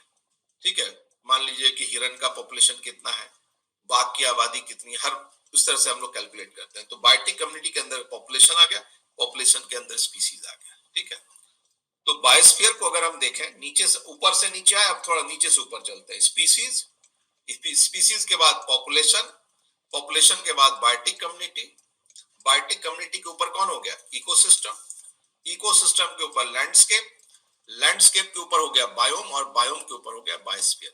तो बायोस्फीयर वो स्पेस है जहां पर जीवन एग्जिस्ट कर सकता है, यानी वहां पर परिस्थिति इस हिसाब से है कि कोई जीव अपना जीवन काल पूरा कर सकता है। जीवन, जीवित होने के क्या क्या लक्षण होंगे, प्रजनन होना चाहिए, विकास होना चाहिए, ऊर्जा का उत्पादन होना चाहिए, बाकी चीज। तो इसके लिए कुछ परिस्थिति, वो परिस्थिति बायोस्फीयर में ही मिलेगी। ठीक है, तो ये हो गया आपका क्वेश्चन नंबर, ये वो आपका क्वेश्चन नंबर 1। ठीक है, इसमें था structure and function of the cell. दूसरा था what is, why is biosphere important for living organism. तो ये थोड़ा सा 400 के बजाय इसको थोड़ा लंबा भी खींच दीजिएगा, इस क्वेश्चन को थोड़ा लंबा खींचिए अगर ये क्वेश्चन आता है तो, क्योंकि इसमें सेल भी आ गया और इकोलॉजी भी आ गई। ठीक है, तो इसको आ गया। अच्छा, इस पे अब आपका कोई प्रश्न है तो बताइए।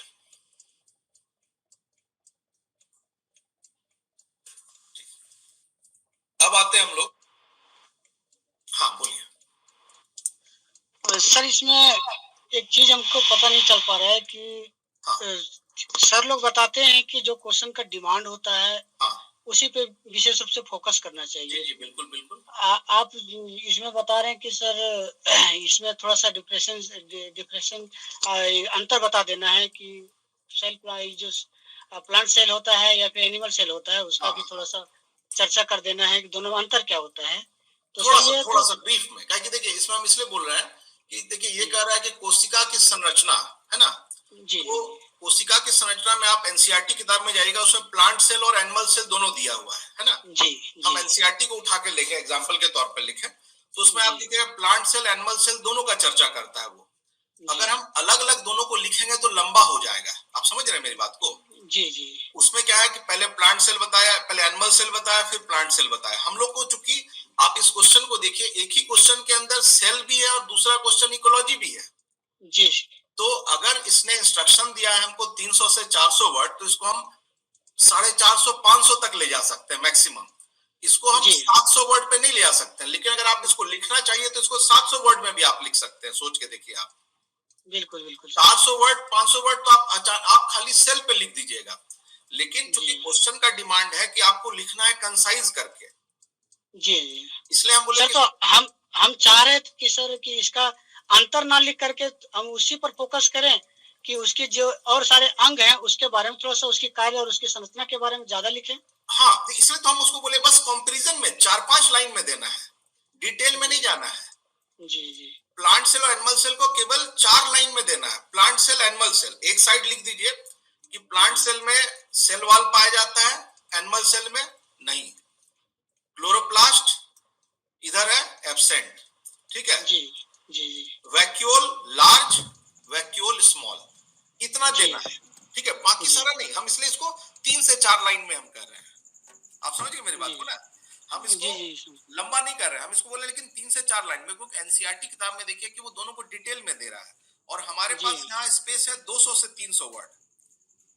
क्योंकि अगर देखिए इंस्ट्रक्शन अगर आपका कुछ दिया जाता है तो उससे आप 20-25% तक आप ऊपर नीचे कीजिएगा, थोड़ा 30% कीजिएगा तो टॉलरेट कर लेता है, लेकिन बहुत ज्यादा डिफरेंस होता है तो यूपीएससी में मार्क्स कट कर देता है बेसिकली अन्य स्टेट में। जी जी जी तो चूंकि अगर इंस्ट्रक्शन दिया हुआ है तो इंस्ट्रक्शन को फॉलो करना ही मुझे लगता है लॉजिकली ठीक रहेगा, है ना। तो इतना सा करके ज्यादा नहीं करना है हमें, बस 3-4 लाइन में कर देना। उसके बाद फिर हम देखिए हम इसलिए इसमें आंसर में बोले कि 3 एरिया को आप एक्सपैंड कर दीजिए। क्लोरोप्लास्ट को थोड़ा एक्सपैंड करके लिख दीजिए, जी माइटोकॉन्ड्रिया, ईआर, जी जी गोल्गी और लाइसोसोम। तो माइटोकॉन्ड्रिया का चूंकि काफी फंक्शन है, क्लोरोप्लास्ट का फंक्शन है, ईआर, जी गोल्गी और लाइसोसोम, इतना से करके ये हो जाएगा, है ना? जी जी अच्छा, जी ठीक है, अब सेटिस्फाइड है मैं, क्योंकि देखिए, क्योंकि बहुत लंबा नहीं कर सकते हम लोग, जी जी है ना? ठीक। ठीक है ठीक। देखिए एक चीज और भी है, जैसे मान लीजिए जो भी इंस्ट्रक्शन हो ना, अब लोगों का अपना अपना कई ओपिनियन होता है, लेकिन मेरा मानना होता है जो इंस्ट्रक्शन होता है, इंस्ट्रक्शन को फॉलो करना जो है वो उचित रहता है। जी जी क्योंकि अगर इंस्ट्रक्शन, अगर मान लीजिए 500 वर्ड दिया है, तो 600-650 तक जाके रुक जाइए, 800 वर्ड मत खींचिए। बिल्कुल बिल्कुल सर क्योंकि अगर इंस्ट्रक्शन दिया जा रहा है तो उसका कुछ पर्पस है, जी हो सकता है नंबर मिल जाए, लेकिन जो यूपीएससी और बाकी जगह होता है कि अगर बहुत ज्यादा वायलेशन होता है तो मार्क्स कट भी हो सकता है। जी कुछ सर लोग जी बोलते हैं कि भर दीजिए, लेकिन मेरा मानना है कि 25% तक वेरिएबिलिटी रखिए, उससे ज्यादा जाने की कोशिश मत कीजिए। बिल्कुल सर बिल्कुल ठीक है, अच्छा। अच्छा, अब आते हैं हम लोग क्वेश्चन नंबर 2। अच्छा, एक चीज और, मैं कुछ आर्टिकल भी शेयर करूंगा, मेरे पास साइंस रिपोर्टर का आर्टिकल ओशन पे बहुत अच्छा है, प्लास्टिक इन ओशन करके, ये आपका 2-3 साल बिल्कुल पहले सर साइंस रिपोर्टर पे आया था। मैं ग्रुप में मैं कृष्णा जी को दे दूंगा, उसको पढ़ लीजिएगा, है ना? वो आर्टिकल इंग्लिश पे, 2 आर्टिकल बहुत अच्छा ठीक है साइंस सर रिपोर्टर पे आया है। ठीक है, तो जो मैंने अपना आंसर बेस किया वो जी उसी पे बेस किया है, क्योंकि कोई एक बैकग्राउंड होता है किसी चीज का ना, मैं उसको शेयर कर दूंगा। ठीक है, जी अब देखिए, अब आते हैं हम लोग क्वेश्चन नंबर 3 पर आते हैं। क्वेश्चन नंबर 2, प्रश्न है, what are deficiency disease, explain various vitamin deficiency disease, how the deficiency disease can be prevented. ठीक है, ये प्रश्न में 3 हिस्सा डाला हुआ है। डेफिशिएंसी डिजीज, अब ये लिखा है कमी से होने वाले रोग क्या है। ठीक है, अब इसका एग्जैक्ट हिंदी ये सही है कि नहीं हम कह नहीं सकते, आजकल हर जगह आता, तो इंग्लिश हिंदी दोनों मिला के चलेगा। हाँ, दूसरा, विटामिन की कमी से होने वाले विभिन्न रोगों का वर्णन कीजिए, विटामिन डेफिशिएंसी पे। कमी से होने वाले रोगों को कैसे रोका जा सकता है, लगभग आप देखिए। तो सबसे पहले है, डेफिशिएंसी डिजीज क्या है? डेफिशिएंसी डिजीज वो बीमारी है जो किसी पोषक तत्व के कमी के कारण होती है। ठीक है, यानी अगर भोजन में कुछ पोषक तत्वों की कमी है, उस पोषक तत्वों के कमी के कारण कुछ जो बीमारियां होती है, उन बीमारियों को हम लोग कहते हैं डेफिशिएंसी डिजीज। उन बीमारियों का कहते हैं डेफिशिएंसी डिजीज। तो विटामिन को और मिनरल को कहते हैं प्रोटेक्टिव फूड, ये हमें डेफिशिएंसी डिजीज से ये बचाता है। तो डेफिशिएंसी डिजीज मूलतः दो चीज के कमी के कारण हो रहा है, मूलतः दो के कमी के कारण हो रहा है। एक है विटामिन, एक हो गया क्या आपका विटामिन, और दूसरा हो गया मिनरल। तो डेफिशिएंसी डिजीज की हम लोग बात करें तो दो के कारण मुख्यतः है, विटामिन के कारण और मिनरल के कारण। ठीक है, तो अब यहाँ पर क्वेश्चन आपका जो दूसरा हिस्सा कहता है, explain various vitamin deficiency disease, ये बिल्कुल सही है। यहाँ पर उसको हम लोग थोड़ा डिटेल में जाएंगे, थोड़ा सा हम लोग 2-3 लाइन में मिनरल डेफिशिएंसी डिजीज का थोड़ा उल्लेख कर दें। मिनरल की कमी से होने वाले कुछ बीमारी, जैसे आयोडीन की कमी से कौन से होता है, गोइटर या घेघा। आयोडीन की कमी से क्या हो गई, घेघा। ठीक है, या गोइटर। इसमें क्या होता है, जो आपका थायराइड ग्लैंड बढ़ जाता है आयोडीन की कमी से, गोइटर या घेघा। आयरन, लोहे की कमी से कारण क्या हो गया, आयरन की कमी से क्या हो गया, एनीमिया। कैल्शियम और फास्फोरस की कमी से हड्डी कमजोर हो जाती है, कैल्शियम और फास्फोरस की कमी से। ठीक है, जिंक के इम्यून सिस्टम। इतना सा कहकर हम लोगों ने बता दिया कि हाँ भाई ये हो गया मिनरल से। अब जो हम डिटेल में जाएंगे विटामिन। ठीक है, विटामिन उसका जो सेकंड हेडिंग में आके दे दीजिए, विटामिन से होने वाले deficiency disease due to vitamin. ठीक है, तो पहले इसमें हम लोग कहते हैं कि दो हिस्से में विटामिन को बांट देते हैं, कि एक हो गया जल में घुलनशील, वो हो गया विटामिन बी और सी, और इसमें वसा में घुलनशील, फैट सोल्यूबल। तो बी सी हो गया वाटर सोल्यूबल, फैट सोल्यूबल हो गया ए डी ई के। ठीक है, तो सबसे पहले हम लोग आते हैं फैट सोल्यूबल पे, वसा में घुलनशील विटामिन के कमी कारण। तो पहला ये vitamin A. Vitamin A vitamin A के कमी से जो बीमारी है उसका नाम क्या है? नाइट ब्लाइंडनेस या ज़ेरोफ्थैल्मिया। नाइट उसमें दो बीमारी है। विटामिन ए के डेफिशिएंसी से हम लोग बात करें तो विटामिन ए की जो डेफिशिएंसी है उसके कमी से जो मेन बीमारी है वो है नाइट ब्लाइंडनेस या रतौंधी। विटामिन ए का एक और नाम है रेटिनॉल। एक और नाम क्या है? रेटिनॉल। तो विटामिन ए से मेन डेफिशिएंसी हो जाती है नाइट ब्लाइंडनेस। दूसरा एक और डेफिशिएंसी होती है जिसको हम लोग कहते हैं ज़ेरोफ्थैल्मिया। दूसरा क्या कहते हैं? ज़ेरोफ्थैल्मिया। इसमें कॉर्निया ड्राई हो जाता है, आंख सूख सा जाता है। ठीक है, कॉर्निया जो हो जाता है जिसके थ्रू लाइट एंटर कर रही है, कॉर्निया ड्राई हो जाता है, इसको कहते हैं ज़ेरोफ्थैल्मिया। और विटामिन ए की कमी से एक और बीमारी होती है जिसको कहते हैं डर्मेटाइटिस। स्किन रफ हो जाएगा, त्वचा में खुजली होगी, खुश्की हो जाएगी, उसको कहते हैं डर्मेटाइटिस। विटामिन ए के कमी से 3 बीमारी हो गई। ठीक, नाइट ब्लाइंडनेस, ज़ेरोफ्थैल्मिया और डर्मेटाइटिस। चाहे तो उसका स्रोत के बारे में भी वहां पर लिख सकते हैं विटामिन ए। ठीक है, पपाया में पाया जाएगा, बाकी चीजों में विटामिन ए किसमें किसमें पाया जा रहा है वो थोड़ा सा डाल दिया हल्का सा, है ना। पपाया हो गया, गुआवा हो गया, लीवर में भी पाया जाता है। और ये गाजर, कैरेट, विटामिन ए। ठीक है, कैरेट में भी गाजर, पीला फल जो हो सकता है उसमें पाया गया। ठीक, तो विटामिन ए का हो गया। अब आइए विटामिन डी। विटामिन डी की कमी से बीमारी कौन है?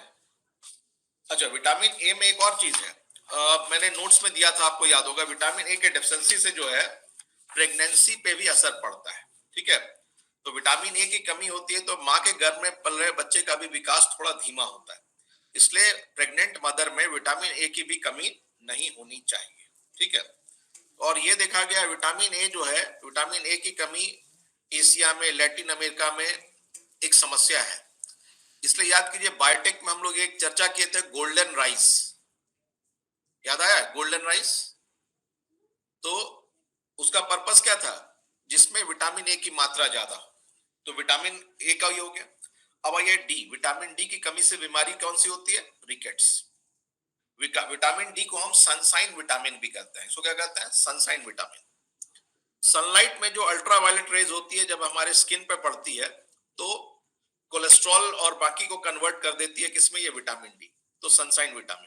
क्योंकि अर्बनाइजेशन का दौर हुआ, इसका कारण सनसाइन भी कम हो गया, इसलिए विटामिन डी की डेफिशिएंसी आज की डेट में बढ़ गई है। रिकेट्स में क्या होता है? जो हड्डियां हो जाती है वो सॉफ्ट हो जाती है और कई बार बेंड कर जाती है।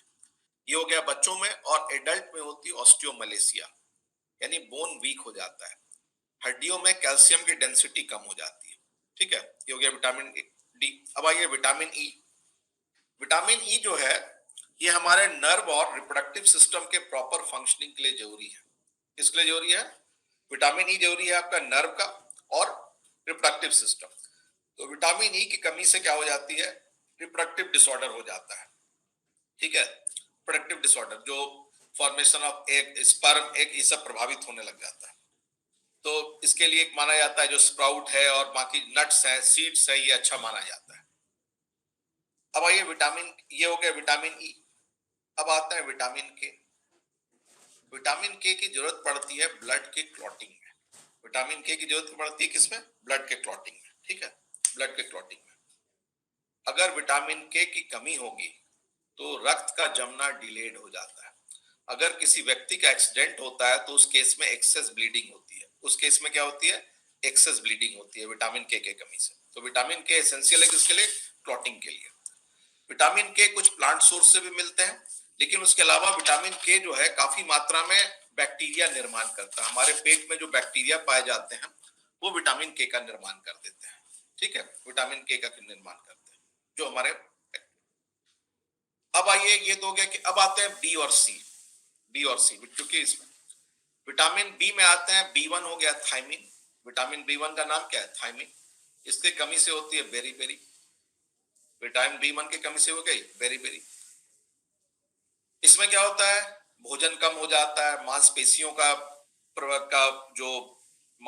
का जो कार्य क्षमता है वो कम हो जाता है, और कई बार पैरालिसिस हो जाता है, नर्व पैरालिसिस हो जाता है।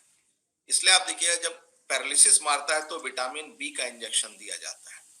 किसी व्यक्ति जिसको पैरालिसिस मारा हुआ है उसको जो इंजेक्शन डेली चलता है उसमें विटामिन बी का मिक्सचर चलता है। उसमें B1 भी होता है, पैरालिसिस, इसके कमी से पैरालिसिस हो जाता है विटामिन B1 की कमी से। विटामिन B3 हो गया नियासिन, नियासिन स्रोत आप उसमें देखते रहिएगा, इसके कमी से डायरिया होता है और स्किन में चेंजेस आते हैं, ठीक है। B3, B5 होता है पेंटोथेनिक एसिड, B5 इसकी जरूरत होती है। अच्छा, एक चीज और याद रखना है कि विटामिन बी कई बार कोएंजाइम के तरह काम करते हैं, यानी एंजाइम के साथ अटैच होने वाला पार्ट होता है कहलाता है कोएंजाइम। तो विटामिन बी की कमी से कई बार एंजाइम का फंक्शनिंग प्रभावित होता है, इसलिए भी इंपॉर्टेंट होता है। तो B5 हो गया पेंटोथेनिक एसिड। अगला ये विटामिन B6, ये होता है पायरिडॉक्सिन। विटामिन B6 क्या है? पायरिडॉक्सिन। इसकी जरूरत होती है किसमें? रेड ब्लड सेल के फॉर्मेशन में, आरबीसी के फॉर्मेशन में जरूरत पड़ती है। और अगर पायरिडॉक्सिन की कमी हो जाती है तो आरबीसी का फॉर्मेशन कम होता है और ये बीमारी कहलाती है एनीमिया, एनीमिया। और दूसरा नर्व को इफेक्ट करता है। याद रखना विटामिन बी जो है वो नर्व के लिए इंपॉर्टेंट है, ठीक है, नर्व को इफेक्ट करता है। तो B6 हो गया पायरिडॉक्सिन। B7 है बायोटीन। इसका बहुत ज्यादा मेजर इंपैक्ट तो नहीं है, लेकिन इसके कमी से जो है ना स्किन रफ हो जाएगा, स्किन को इफेक्ट डर्माटाइटिस कहते हैं, और जो इंटेस्टाइन है उसमें आपका इन्फ्लामेशन आ जाती है। तो मेन स्किन याद रखिए, इन्फ्लामेशन इंटेस्टाइन याद रहा नहीं रहा, डर्माटाइटिस मेन आ जाता है।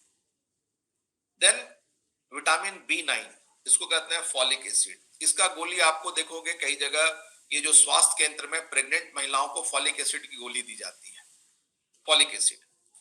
इसका रोल रहता है आपका आरएनए डीएनए फॉर्मेशन में भी, आरएनए डीएनए का जो फॉर्मेशन रहता है उसका उसमें रोल रहता है, और आरबीसी के फॉर्मेशन में भी रोल रहता है फॉलिक एसिड, B9 का फॉलिक एसिड। जो कि प्रेग्नेंट लेडी को फॉलिक एसिड की गोली अलग से आपको डॉक्टर सजेस्ट करेंगे। देन आपका आता है विटामिन B12, साइनोकोबालामीन, विटामिन B12, और इसका भी मेन फंक्शन होता है दो चीज के लिए, आरबीसी फॉर्मेशन और दूसरा नर्व के लिए, ठीक है, नर्व के लिए। अब आते हैं, ये तो गया बी, अब आते हैं विटामिन सी। विटामिन सी की कमी से जो बीमारी होती है स्कर्वी, ये आप सबको पता है, कॉमन है। इसमें क्या होता है, मसूड़ों में सूजन हो जाता है, swelling in gums and bleeding of gums हो जाता है। बहुत एक्सट्रीम केसेस में दांत झड़ भी जाते हैं, ठीक है।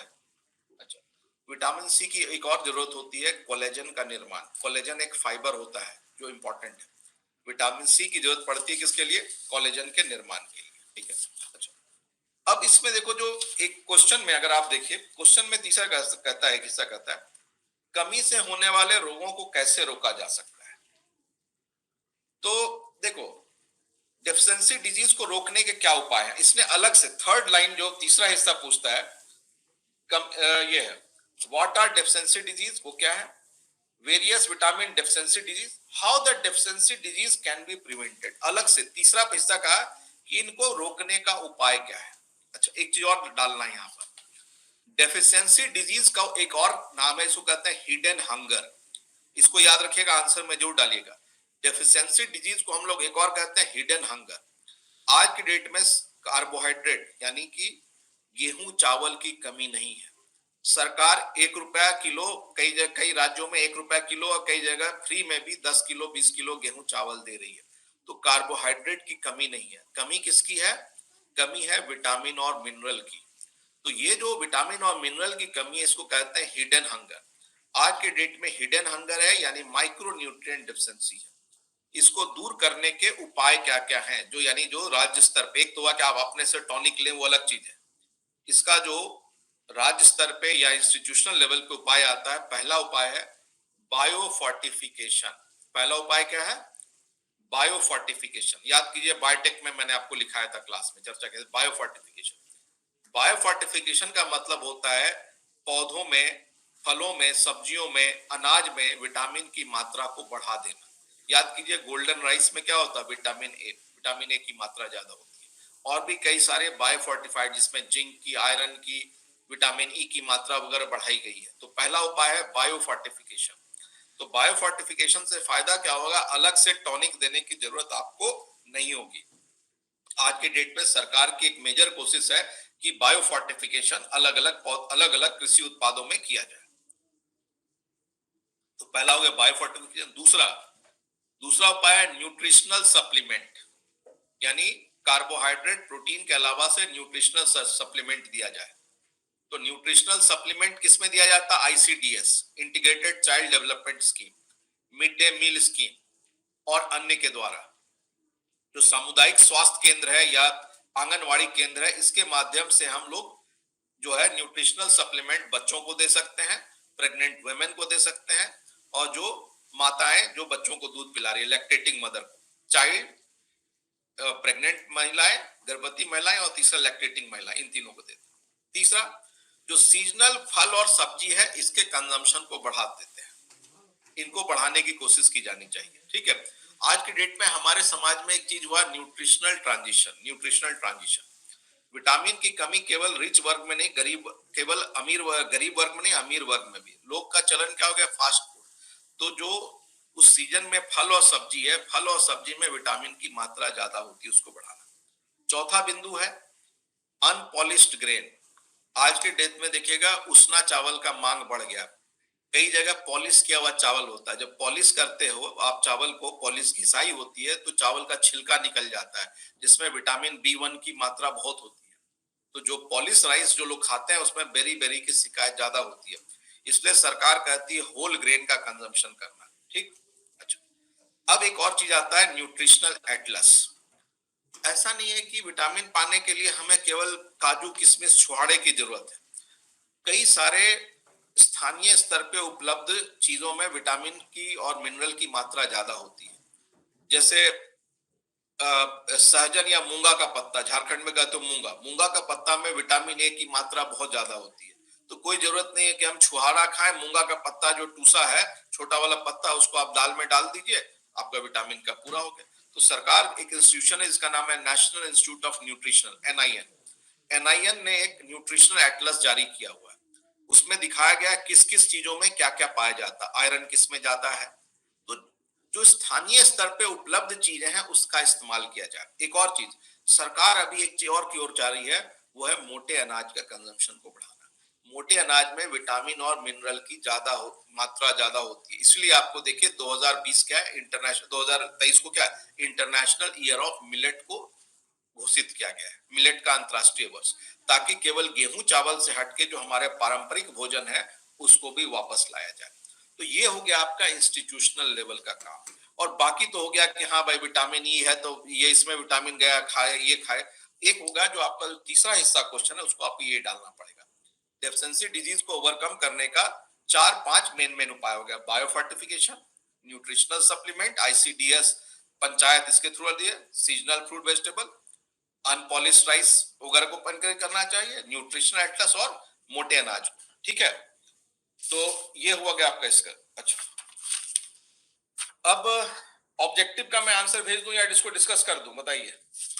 ऑब्जेक्टिव मैं फास्ट से डिस्कस कर देता हूं, तेजी से बात है। क्वेश्चन नंबर 1 है ऑब्जेक्टिव में, इनर्शिया ऑफ ऑब्जेक्ट क्या होता है? इनर्शिया कहते हैं वो बदलाव नहीं चाहता। Inertia of an object causes the object to resist any change in the state of motion.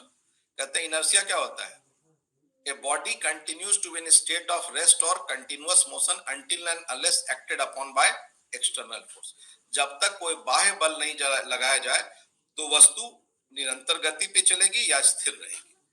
तो जो पहला का आंसर है क्वेश्चन ऑब्जेक्टिव नंबर 1 का है 1 का है ये 1 का है C, resist any change in state of motion, question number 1। Question number 2 है third law of motion. Newton का तीसरा सिद्धांत क्या कहता है? इक्वल, ये एक्शन रिएक्शन इक्वल होता है लेकिन अपोजिट ऑब्जेक्ट पे लगेगा। जैसे मान लीजिए आप नाव से उतरते हैं, आप उतर करके आ गए किनारे पे, तो नाव क्या पानी में पीछे चले जाती है, तो आप आगे आए, नाव पीछे गई, इक्वल अपोजिट रिएक्शन लेकिन अलग अलग। जैसे रॉकेट में ईंधन नीचे आया, रॉकेट आगे बढ़ा। अच्छा, तीसरा क्वेश्चन है, अगर पिंड का द्रव्यमान दुगुना कर दिया जाए और वेग आधा हो जाए तो लीनियर मोमेंटम क्या होता है? मोमेंटम होता है पी का फॉर्मूला होता है P equal to mass into velocity. तो मास आपने क्या कर दिया, दोगुना कर दिया, तो m क्या हो गया 2m, और वेलोसिटी क्या हो गया, आधी हो गई v/2। तो 2 और 2 कट गया तो m इंटू v बराबर रह जाएगा। ठीक है, क्वेश्चन नंबर 4 है average molecular weight of amino acid in A protein 110 Dalton होता है, 110 Dalton. Question number 5, how many amino acid, how many type of amino acid, इसका उचित क्वेश्चन होगा। 20 तरह के एमिनो एसिड सामान्यतः पाए जाते हैं, ठीक है। इसी एमिनो एसिड के अलग अलग परम्यूटेशन कॉम्बिनेशन से प्रोटीन बनता है। अच्छा, question number 6, the natural place of an organism of और कम्युनिटी इज नोन एज निश। देखिए, एक होता है हैबिटेट, जहां वो है, उस हैबिटेट के अंदर उसकी जो स्पेसिफिक लोकेशन कहलाती है निश, ठीक है। Natural place of an organism is called niche. Habitat वो जगह हो गया, उसके जगह उसके विशिष्ट location. Question number 7, which is the renewable exhaustible natural energy source. Coal renewable नहीं है, पेट्रोलियम नहीं है, केरोसिन। बायोमास, बायोमास रिन्यूएबल है लेकिन एग्जॉस्टिबल है, खत्म हो जाता है फिर आप पौधे से मिल जाएगा, इसलिए इसका आंसर हो जाएगा बायोमास। क्वेश्चन नंबर 8, 8वां क्वेश्चन, जनसंख्या की विशेषता क्या नहीं है। What is not the characteristic of a population. Natality होती है, बर्थ रेट, मोर्टेलिटी होती है, डेथ रेट, ये तो है ही। सेक्स रेशियो, लिंग अनुपात। स्ट्रैटिफिकेशन क्या होता है, स्ट्रेटा अलग अलग होता है, जैसे एक तालाब में सतह पे अलग जीव पाए जाएंगे, मध्य में अलग पाया जाएगा, नीचे अलग पाया जाएगा। तो जनसंख्या की विशेषता ये नहीं है, तो इसका आंसर हो जाएगा 8 का सी, स्ट्रैटिफिकेशन। अच्छा, देन आपका एक क्वेश्चन है, क्वेश्चन नंबर 9, जियोथर्मल एनर्जी जो है भारत में हिमालय में भी पाया जा रहा है, वेस्टर्न कोस्ट में भी पाया जा रहा है, और आपका गोदावरी डेल्टा में पाया जा रहा है, तो आंसर ऑल द 3 हो जाएगा। क्वेश्चन नंबर 10 में आइए, किस राज्य में सबसे ज्यादा सौर ऊर्जा की क्षमता है, तो वो होगा राजस्थान।